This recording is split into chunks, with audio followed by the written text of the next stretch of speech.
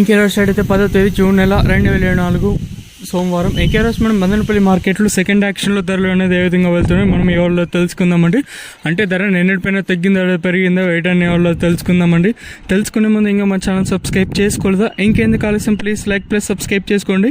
ఇంకా మన channel subscribe చేసుకోకుండా అలాగే లైక్ చేయకుండా చూసుకుంటే వాడిని లైక్ ప్లస్ సబ్స్క్రైబ్ చేసుకోండి. ఇంకా విషయానికి వస్తే తెలిసిండే కదా మదనపల్లి మార్కెట్లో అంటే ఉదయం వీడియోలో వేలం పాటలు కూడా చాలా చాలా ఫాస్ట్గా జరిగాయి. ఇప్పుడు కూడా అదే విధంగా జరుగుతున్నాయండి. ధర అయితే ఏమాత్రం అయితే తగ్గలేదు, ఎంతో పోల్చుకుని భారీ స్థాయిలో అనేది ధర అయితే పెరిగింది.